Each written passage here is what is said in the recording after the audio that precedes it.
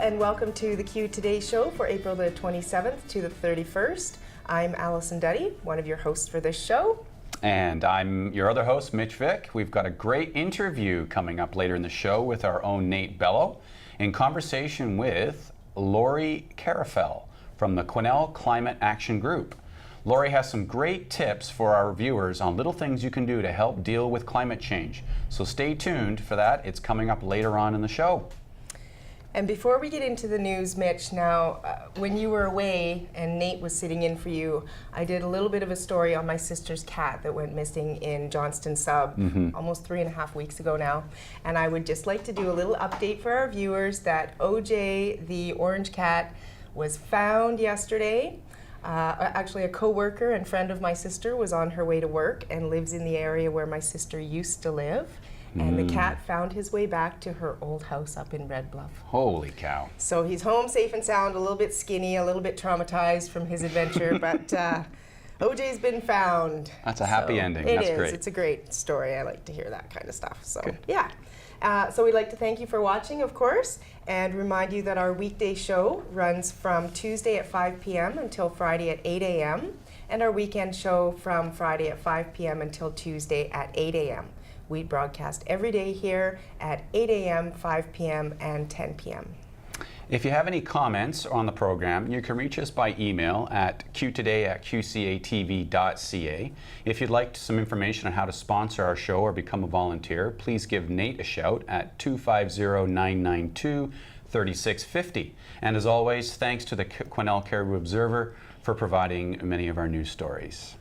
All right, and we do just give the highlights here on Q Today. So if you want the full story on any of the stories that we cover here, you can get your copy of the Quesnel Caribou Observer. And on to the news with Mitch. Thank you, Allison.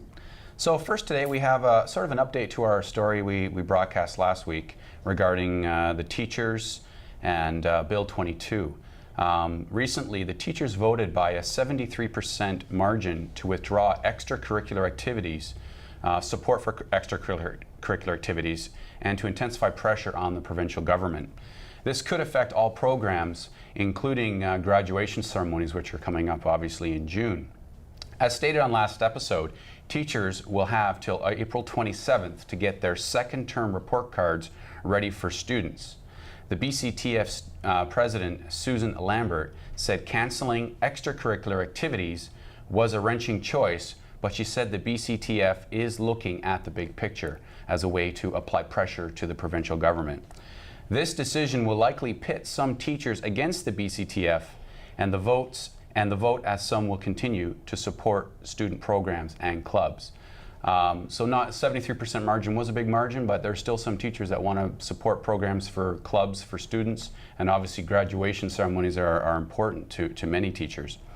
Parents will likely have to step in during this time to help out with programs, clubs, and graduation ceremonies. If a mediated settlement cannot be reached with the government, it is prepared to legislate a 2-year contract ending in June 2013. The BCTF, meanwhile, plans to mobilize public awareness and rally support against Bill 22. Also, a future vote may occur within the ranks of teachers to withdraw services in advance of the May 2013 election. So what I'm reading into this is an escalation from the BCTF to continue to apply pressure regarding, obviously, the school activities, the extracurricular, but this is an escalation even though Bill 22 has been imposed on them. So we're just going to have to keep an eye on this. This is not going to go away. No. You know, it's frustrating because it's the kids that are going to suffer in all of it. You know, I mean, the sports teams and the graduates and stuff like that. Yeah. So it's too bad, and I hope there's not going to be a lot of animosity, because I know some teachers are very passionate about the clubs, and especially the graduation committee, where teachers and parents work together. So hopefully we can see our way through this.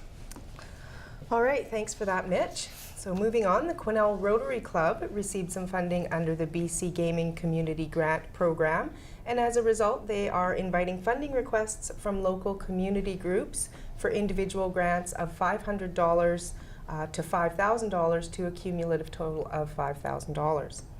Applications can be submitted by way of the funding request form on the club's website. Their website is www.quesnelrotary.com, and they must be submitted by May 15th, 2012. Preference will be given to those applications that most closely meet the club's project funding criteria, while also meeting the eligibility requirements of the BC Gaming Community Grants. And if you want to check out the guidelines and conditions for the BC Gaming Community Grants, I could give you this great big long website. I found it easier when I was checking it out this morning to just Google BC BC Gaming Community Grants, pardon me.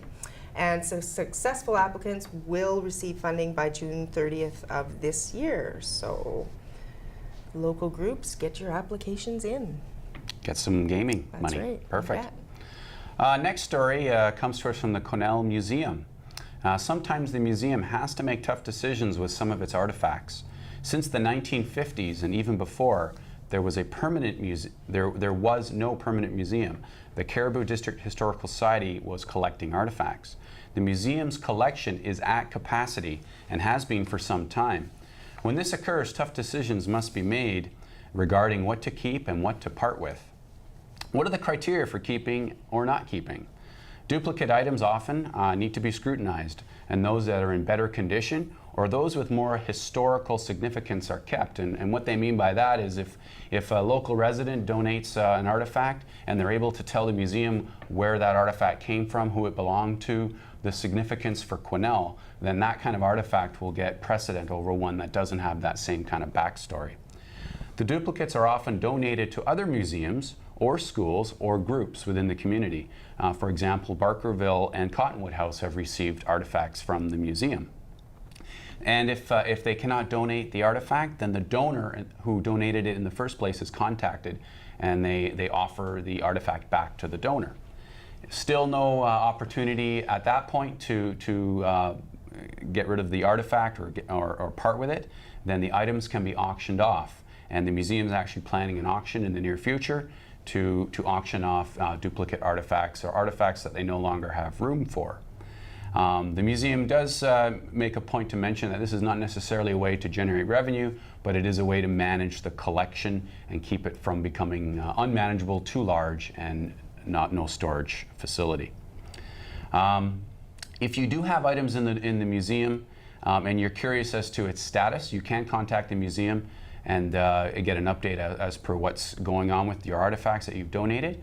It's also important, they've made a note here that you should update your personal contact information in the event that they would like to contact you to see about giving back your donation if they haven't the space. So I thought that was a pretty interesting process. That's exactly what I was thinking. It never occurred to me what they do, because we don't have a very large museum, and like you say, no storage. So it's interesting to hear what they do with the artifacts. And it's kind of neat that they, donate them and try to use them in other ways before. They do. They have a pretty, like I was saying, a pretty good process. Mm-hmm. And basically, I think it's pretty respectful. These items can't be stored in a warehouse. These are artifacts of importance, right? So it's good that they try to deal with it in an organized, respectable manner. Yeah, I thought that was a great article. Yeah. So another great article in this week's Observer, Maureen Trotter submitted an article for this week's Observer on local resident Stacie Trotter. Stacie is a 29-year-old single mom with cerebral palsy who used a wheelchair to get around for a number of years. But when she decided to leave home, she ditched the chair and started walking everywhere until she had her daughter and realized that she needed something different. She was able to get assistance to buy an electric scooter, which she now uses to get to her volunteer job at the Women's Center, as well as get groceries and do errands. And she still says that she loves to walk, but it's just a little bit slow going and pretty difficult to carry much when she's walking. And I would imagine chasing a 4-year-old around would be a little tough at times too for the best of us. So. In the article, Maureen speaks of the enjoyment and the benefits that Stacie gets from having her scooter, such as putting in her earplugs and just being able to go, or having her daughter ride on her lap with her. And she also speaks of some of the downsides to the scooter, which might be like storage and also winter conditions, which I can relate to that one also. Maureen ended the article with a great quote from Stacie, who I thought just nailed it when she stressed that there are people who take it for granted out there that they can walk, but still they use their cars to go to the corner store when they could get outside and be walking around. She added that we live in a beautiful city and people should just get out and enjoy it and walk. So, neat I story, agree with her. you know, We take like, it for granted. She's right. Yeah. And Yep. I guess that's natural, right? You don't sometimes know what you have until you don't have it Yeah. anymore. That's the old saying goes. But it's great to see that, you know, Stacie gets a lot of independence from having that scooter, and Yeah. she's able to go out and do her volunteer work and participate in the community, and it's fantastic. That's good. You know, yeah. That's great. So Our next story comes to us from Shoppers Drug Mart, and they are hosting an all-day Look Good, Feel Better for Cancer Patients Gala event on May the 5th, which will be held in their store. The Look Good, Feel Better is an organization that helps women with cancer manage the effects of their illness and its treatment, and helping them with their physical appearance as well as their well-being. Tickets are $10 to come into the gala or to participate. $5 will be donated to Look Good, Feel Better, and the remaining $5 can be used in the store, redeemable for merchandise. Shoppers at the gala will not only be supporting a great cause, but can expect advice from staff in the store on a range of products, from vitamins to beauty care. Guests can also enjoy complimentary makeovers, prize draws, and refreshments. So I invite you all to check out that event. Good cause, and the money's going to help people who definitely can use it, and a great event. sounds like a good one. Thanks, Yep. Mitch. So moving along also, Maggie Bello is Executive Director of Big Brothers Big Sisters of Quesnel, and she submitted an article to the Observer outlining some of the successes and the happenings that are happening with the Big Brothers and Big Sisters of Quesnel. In 2011, BBBSQ served 168 children and youth through a variety of programs, including the benefit of a big brother or sister, in-school and teen in-school mentoring, Big Bunch monthly group outings, and Go Girls Healthy Bodies, Healthy Minds. With the help of community support, they also helped members receive subsidized recreation activities, attend movies at the Carib Theatre, and Tim Hortons Children Camp. In the article, Bello also speaks of partnerships the Big Brothers and Big Sisters of Quesnel has developed. One with Staples saw 50 families receive help in purchasing school supplies, and another with Quick Clean gave winter coats and outerwear to 125 families. Big Brothers Big Sisters of Quesnel is now selling raffle tickets at $5 each for a WestJet flight for two to anywhere that WestJet flies in North America, excluding charter or vacation packages. And you can get tickets at their office, which is at 368 Vaughan Street. And soon these tickets are going to be available in other areas of the community as well. And time is running out if you want to bowl at their Bowl for Kids' Sake event, which is coming up this weekend on April the 29th. They still have room for more teams. If you're interested, you can call 250-992-7257 or register online at bigbrothersbigsistersofquesnel.ca. Getting closer. It is, yeah, coming up this weekend. Should be a good one. It will. Mm-hmm. Next, we have a story brought to us by Andy Motherwell, our local historian. On your screen here, you'll see a photo, and I'll just describe to you who's in this photo. It was taken in 1942 in the middle of the Second World War. Starting from left to right, we have Joyce Bunny Godwin, or Edna Graham, not sure exactly who that one is. Then we have Lenora Rodis, Lona Hoy, Yvonne Franklin, Mary McKinnon, Joan Allen, and Mary Cotton. The photo was shot on what was the Helen Dixon School. Andy interviewed Mike Cotton, who provided the photo, and he reflected on some of the goings-on during that time. The pupils of that school were mostly town pupils, as at that time there were still many one-room schools in the area. And some of Mike's memories are such from that time. Mike remembered doing odd jobs, including cutting Alex Fraser's grass. I guess that was one of his little chores he had to do for a little extra pocket money. Also at that time, a Japanese incendiary balloon passed over Quesnel and landed near Prince George. So that caused some commotion for sure. And some stores in the area at that time were Hoy's, the Caribou Quesnel Observer, Smith's Hardware, and Alex Sahonovich's paper. So a little bit of history, yeah. neat photo. I thought that was a great photo. Yeah, so that's good. Good to have some history there. And Andy Motherwell contributes regularly to the Quesnel Observer, so look forward to his next spot too. Great, thanks Mitch. So, as you may know, we love to get your local photos, and now we have a way of rewarding you for submitting your photo for everyone in the Shaw local cable world and on the internet to admire. Thanks to a sponsorship from the Lung Association of BC, we will have a weekly draw from submitted photos for this special little book that we've got here, the Golf Privilege Club for 2012. It's full of deals to bring down the cost of golfing in BC and at courses as far east as Manitoba and south into Washington State. Both of the Quesnel courses are also included in this book, so you can save some money locally. And it usually sells for $35, but this book will be given, thanks to the Lung Association in partnership with Q Today, to the winner of a draw composed of all of our photo entries for the week. So if you don't win one week, you can enter again the next week until you do. This contest is going to be going on until the end of June, so you'll have plenty of time to use the book in the summer months. If you're not a golfer, it would make a fantastic gift if you know someone who is a golfer who doesn't. And we are in the process of working on a Facebook page right now, so for now you can submit your photos to Q Today at qcatv.ca. And we already have a few entries for the first draw. So come on, Quesnel, get your photos in to win this great Golf Privilege Club book for 2012. What do you think, Mitch? I think it's great. I do golf. I'm not as skilled as some, but I've had a look in the book there. There's some good deals for Quesnel. So 50% off, that's a good offer in there. That's right, for sure. Yeah.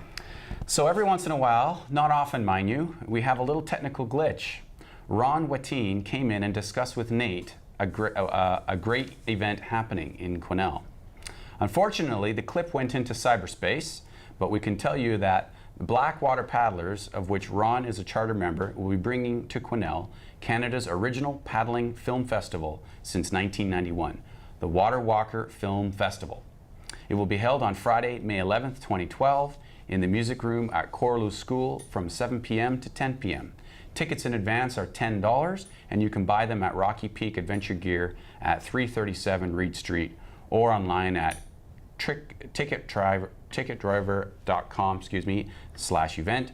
They will also be sold at the door for $12, but the music room has limited space, so it would be good to buy your ticket ahead of time.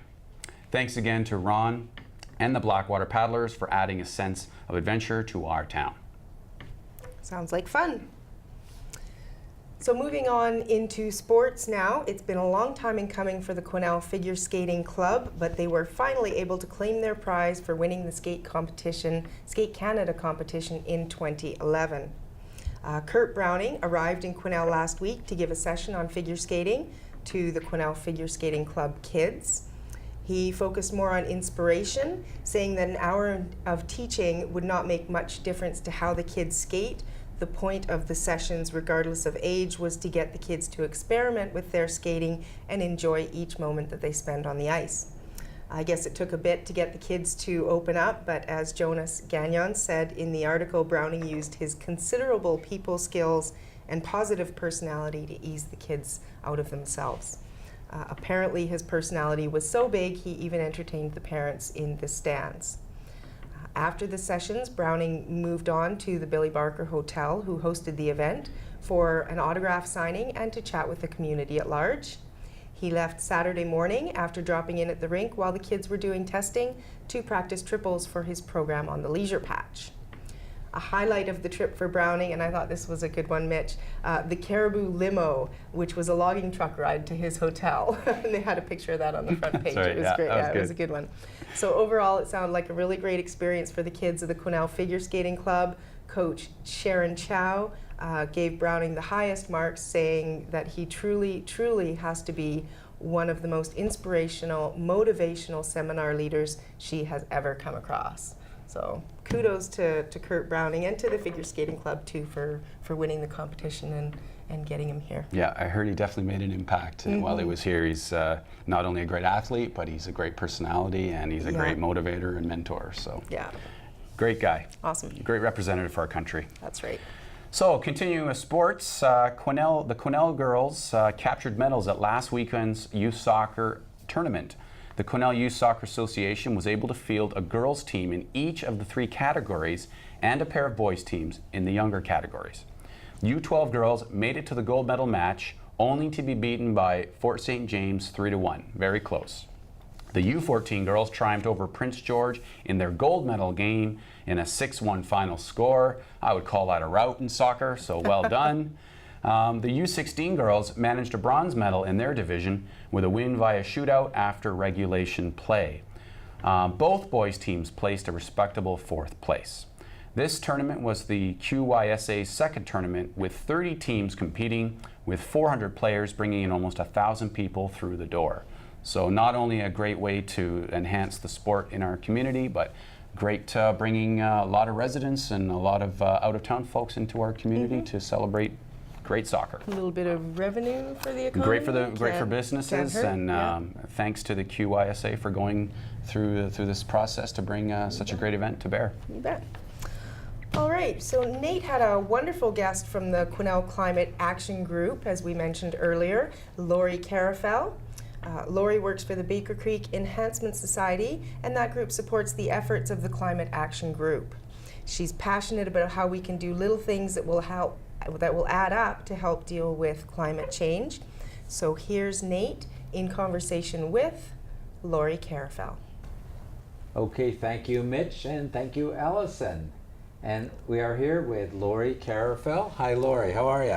I'm well. Thanks for having me in, Nate. Yes, and you're no stranger to the Shaw camera. No. Last year. Yes, they've been really great to us with Baker Creek Enhancement Society and helping us get the word out about our events and everything. So we really appreciate Shaw. You're an employee of Baker Creek Enhancement Society? Yes, I am. I've worked there since 2006. Oh. Yeah, and the purpose of Baker Creek Enhancement Society is environmental representation, restoration, and education. Yes, I remember 1991 or 2 or 3, somewhere around there when it got started. Yeah, and they are one of the longest grassroots environmental societies that have been around for this length of time. So they're doing well. Originally, it was just about Baker Creek, but it's expanded. Yes, right now the current restoration project is actually the focus is on Dragon Creek, which runs right beside West Fraser Timber Park and the Nature Education Center.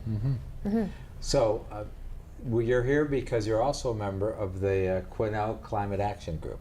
Yes. And that's supported by Baker Creek? Which is supported by Baker Creek Enhancement Society. So they donate the space, and some of our staff time goes towards helping out the Climate Action Group. Okay, so you mentioned the Nature Education Center. That is in the West Fraser Timber Park. Yes. And that's run by Baker Creek. And what's the purpose of that center? First place? That's where we do all of our environmental education.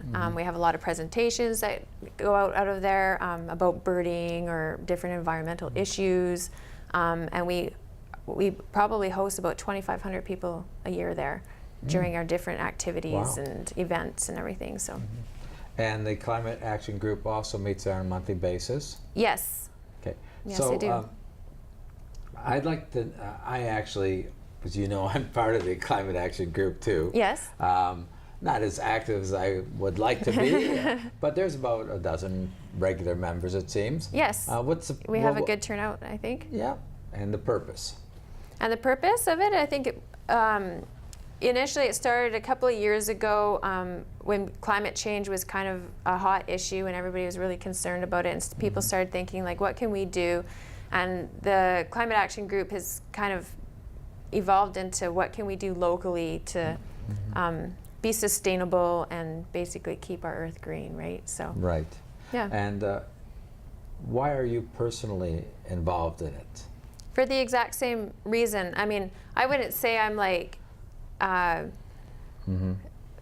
really over the top environmentalist or anything, but there's little things that we can all do to improve our impact on the earth, and because that kind of interests me at home anyway, I think it's a good place for me to be involved with other people that have that kind of same interest. So basically, your thing is an incremental. Let's keep doing positive things in the right direction. Yeah, I think you have to make it positive. Otherwise, it kind of scares people away, and they don't want to take on this huge, massive responsibility. You know, if it's depressing, why would you want to be involved? It's actually funny you mentioned that, because just coming over here today on the radio, I heard this story about this guy. He wants to get rid of all cars in all cities. And I mean, when you hear about it, it's pretty. Apparently in Peking, they had one traffic jam that went 100 kilometers for 10 days. So I mean, yeah, it's pretty juggernaut. But on the other hand, as people living here in our local community of Quesnel, we can do small things that are positive. Exactly, we can do small things, and like I say, I drive a truck around, and I use gasoline, and I'm not about to stop. So I think I'm. So let's. What are some of the things that some projects that the Climate Action Group is taking on? Right now, I think the current project that we are working on, you'll see ads in the newspaper, is the Commuter Challenge, partnering with Baker Creek, the Observer, and Shaw, and the City of Quesnel, because the City of Quesnel is going to be providing free transit on Clean Air Day, which is June 6th. And up until June 6th, you'll see our ad in the paper basically encouraging commuters. And if you know of a commuter, or you are a commuter and you want to tell us your story, give us a call at Baker Creek Enhancement Society at 992-5833. And we can interview you and put you in the paper, and possibly Shaw also. So we just want to recognize people who are locally commuting and not using all the gas and driving their truck around everywhere. So and we have a lot of people in Quesnel who are commuting all year round on bikes or by foot to work every day, or to school, or to get groceries, that kind of thing. So we want to recognize them and give them a pat on the back. That's great. And I know that John and I have already done a couple of them, and so we'll be getting them on right away. That's between great. now and June 6th. And perfect. That's great. So I guess if we're talking about commuters, one thing that I've noticed, and I know one of our members especially is interested in bicycle paths. Yes. And so and the Share the Road initiative, right? Because he wants to make it more commuter friendly, and not just for commuters, I guess, for anybody riding their bikes. So that he wants to make the roadways a safer place for people who are wanting to ride their bikes. And I saw that a new sign went up on 2 Mile Flat. I just saw it yesterday on big Share the Road sign. Oh, which really? is nice, yeah. Great, yeah. Now all I have to do is sweep the shoulders a little bit. And 2 Mile Flat is, I think, the biggest issue, because that's whereas a lot of people work on 2 Mile Flat. So if there could be maybe a safe lane or whatever, people feel comfortable riding their bikes, maybe more people would. Right. Okay. And we've had Grant, that's Grant Sean, who's interested in that, one of our members. Yes. And we've had him on other issues, on another issue here, and so it's hey, we're got a little bit of a climate theme here happening. Great. Some other things that the Climate Action Group does is working in with the community garden, and especially in composting. Yes, and if you haven't been to the community garden or seen it, it's right beside QSS School. Drop by, it's open to anybody. They have work bees, I think, like once a week there. You can help weed or water or plant. And then you also share in the bountiful harvest at the end also. So there's going to be a composting workshop there that I'm doing on behalf of Baker Creek Enhancement Society on May 12th at 10 a.m. So if you've always wanted to compost at home, and it's a great place to start. 30% of your waste from home is actually compostable. So we encourage you to start one in your yard. I would like to ask you a question right here, right now, about composting. I kind of think I've got the wrong idea, because we have been composting for a couple of years now, and I better come to this workshop, because basically we bought the composter, then I dug a small little hole, and then the hole got about 3 feet deep. And so I throw my stuff into the composter, which is really throwing it into the hole. And then when that fills up, I've moved it over to another spot. And it's not working for you? Well, I've never done one where it's been underground, so I'll have to see your system. Yeah, well, thank you for calling it a system. Anyway, I better come and I think I could get some tips about it because it fills up. Then I move over to another hole. But then the first hole seems to decompose, and I've got some good stuff that I use on the garden. So I don't know. Maybe it's actually that was one of the first things that I did as a city councilor. Is we got that little display over that's on on the Riverwalk. Yeah. And we've been talking about getting rid of that display. Because it's kind of old, falling apart, and maybe moving it to the community garden or something like that. That'd be awesome. Yeah. Kind of display the different types of composters, because there's definitely a variety of different ways you can compost at home. Okay, good. That's great. So that's May the 10th? May 12th. May 12th. At 10 a.m. That's a Saturday. All right. At the community garden. Okay. So what do you think about the future of the group? What are some of the things you see in the future, or things maybe you haven't covered yet? I think a big focus of the group is local food production, being sustainable that way, and also the community garden is a big focus of the group, it seems to be. So, and I think that's something a lot of people are into, is growing local, eating local, lessening our footprint that way, and also being healthier as a community. So. Right. And Farmers Market opens in a couple of weeks, or next week? Yes, exactly. Like the first Saturday of May? Yeah. Okay, so anything else you'd like to add? I think we were going to go over some film nights too, but we're not having any over the summer, are we? No, I don't think there's any over there, but there's been about 2 or 3, and they've been in cooperation with the Friends of the Library. We usually use the library. There's a really interesting one that had to do about how, I just can't get into it, sorry. I can't. It got a little complicated for me, but I know that they've been very engrossing, and I've really enjoyed the one. Yeah, and that's happening a few times throughout the winter, it seems. So, so we really encourage people to come out, though, and if you want to be part of the Climate Action Group, we encourage any new members. So give us a call at Baker Creek Enhancement Society, 992-5833, if you want to find out more information or when the next meeting date is. We'd love to have you. And we have monthly meetings. Okay, 992-5833. Yes. Okay. Well, I think that's it, and I appreciate you coming on, Lori. No, thank you for having me. I appreciate it. We'll have you again in the future, in the fall or something like that. Sounds great. Okay, thank you very much. Thanks. Okay, back to you guys. Thanks for that, Nate. Lori mentioned the commuter challenge. Yes, it is possible to find alternative ways of getting around town besides the gas guzzler. Here's our first installment. Nate talks to Penny Sharp, who enjoys her ride down the hill from Red Bluff to the west side, where she works at Quesnel Community Living. Nate Bello for the Quesnel Community Action Group, and I'm here with Penny. Hi, Penny. Hi, Nate. How are you? Very good. And your last name is? Sharp. Penny Sharp. And you work here at the Quesnel Community Living Association. What do you do here? We support adults with developmental disabilities. Right. But you don't live nearby, do you? No. Where do I you live all the way on the top of Dragon Lake Hill. Okay, and today was a special day for you, right? Yes, it was my first time riding my bike to work. Okay, so you got your bike to work, and you decided to ride your bike. Why? I quit smoking 6 months ago, and I'm just trying to be more healthy. Me and my family, we are eating more healthy. We're exercising more. We're trying to just reduce our carbon footprint, I guess you would say. So. Well, that's fantastic. Yeah, and you're also a member of the Quesnel Community Action Group too. You just joined, didn't you? I did. I went to my first meeting on Tuesday. Well, you're putting what is the expression? You're putting your mouth where you're, whatever it is. Anyway, you got your bike here. Yep. Tell me a little bit about your experience this morning, your first trip down.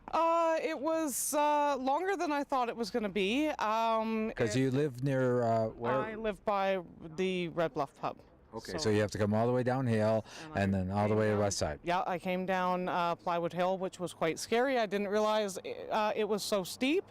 But yeah, no, it was good. It was hard. I think with more practice, I'd like to do this at least 3 times a week to commute to work, and hopefully it will be easier. Okay, so you came down Plywood Hill instead of coming down the highway. Why is that? It was recommended. My husband told me it would be easier. I had coworkers that said it would probably be shorter, but I found it a little scary. Coming down like that. Yeah. So you might try the other way? Yes, I think I'm going to try going down Dragon Lake Hill and accessing the bike trail there. Yeah, Bryce, I think we call that the Bryce Road Yes. Trail. Yeah, okay, so that has switchbacks on it, so it wouldn't be directly down as much as Plywood Hill. Yes, so I'm hoping. Okay, so at the end of the day, you're going to be a little bit tired. How are you going to get on the bike and ride up that hill? I'm going to catch the transit bus and have them drop me off at Frank's Supermarket, and I will ride my bike home. Well, that's fantastic, and the transit is all set up for that. Absolutely, they have bike racks and have no problem with people having bikes. Okay, well, I just want to say congratulations to you, Penny. It's really great to get to know you, and good luck. Hey, and we'll check back with you, okay? Thank you so much. Okay. Looking forward to it. Thanks, Penny. Thanks, Nate. Okay. Okay, back to you guys. All right, so next up, our photo of the day comes to us from Lions Club member Ron Silver. Someone actually other than Dave Sutton sent us in some photos for the photo of the day. He and some of the other Lions Club members were out last weekend doing cleanup for Earth Day. Thanks for submitting that to us, Ron. Great picture. Yeah, thank you very much. Now it's time to take a look at what events are happening locally within our community calendar.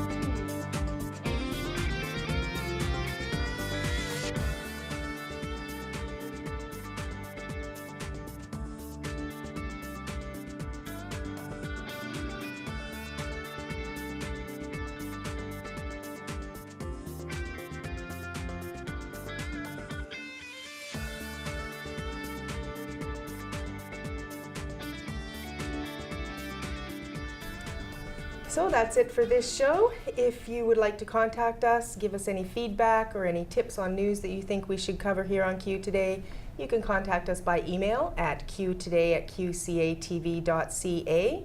If you'd like to be a sponsor or volunteer, you can also call Nate at 992-3650 or give John McKenzie a call at the Shaw Studio at 992-8363.